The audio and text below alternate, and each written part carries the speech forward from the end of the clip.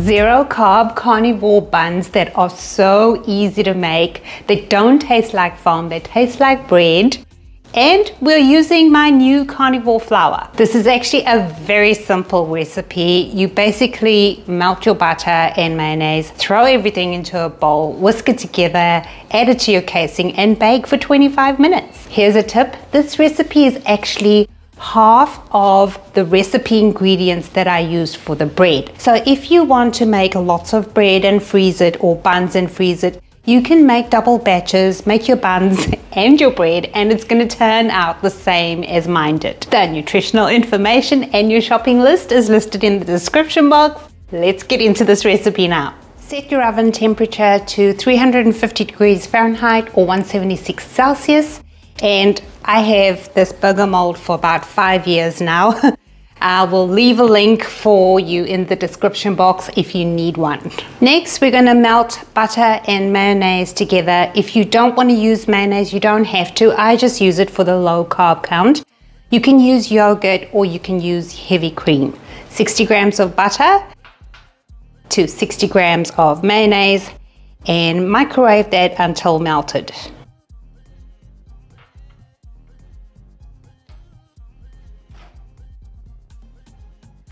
Once that's melted, I have 100 grams of the carnivore flour here. If you haven't made your carnivore flour yet, click on this link now and you will get the recipe. 100 grams of flour equates to, for me, 1 cup. It might equate to less for you. I would measure first and then you can gauge as you use your carnivore flour exactly how many cups versus grams for you. Add your butter mayonnaise combination to your flour.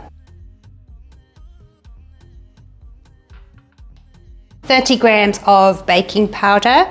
It equates to about 2 tablespoons. 3/4 cup of water, and that equates to 140 grams. Adding that in. Okay, I'm going to lightly beat this now and then continue beating, adding 1 egg at a time, beating in between.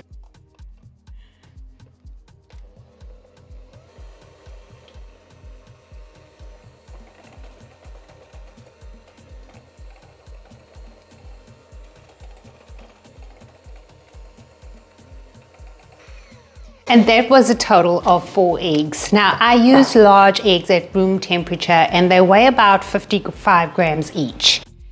Now, the batter. The batter is kind of like pancake batter.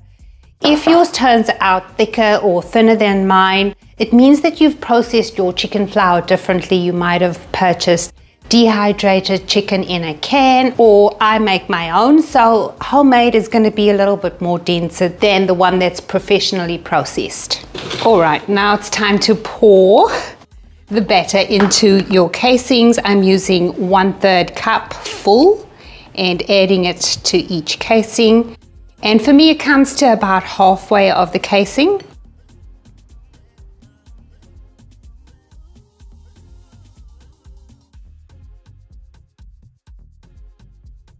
As you can see here, I've managed to get 8 buns out of the batter, so 6 filled in my silicone cup. This one I'm going to test in the microwave. I have buttered both ramekins and I'm going to bake the one and microwave one, just in case you want a single serve. Now, to get a single serving, you would just divide by the eggs. So divide your ingredients by 4. I will leave all that information for you in the description box. And now we bake for 25 minutes. And for this last one, I'm going to microwave it for 90 seconds. Oh my goodness. Ooh, hot, hot, hot. Okay, look how this bun rises. It is beautifully soft. I'm just letting it cool, but you know, I'm impatient. It's so lovely. Wow. Now I have a 700 watt microwave and my bun went for 90 seconds. If you have a 1000 watt microwave, you want to microwave yours for about 70 seconds. Buns are ready.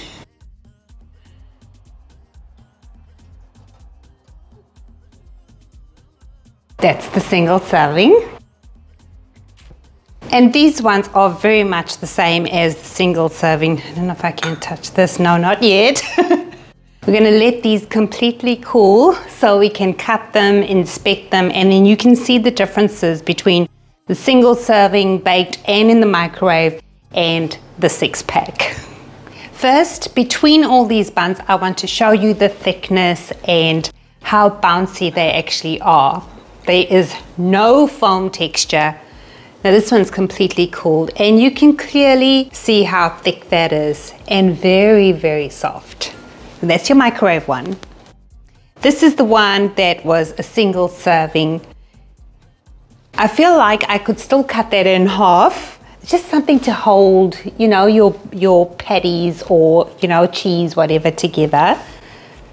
And also, if you want a thicker bun than this, just add more batter to your ramekin.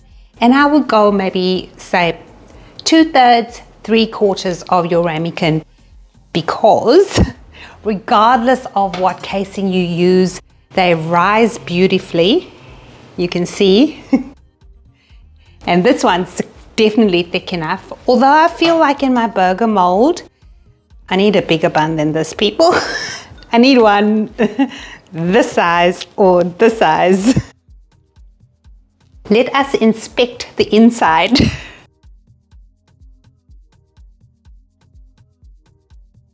They are very, very soft buns, quite flexible.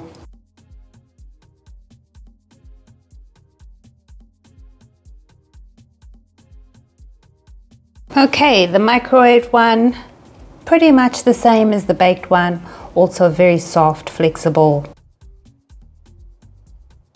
There you go.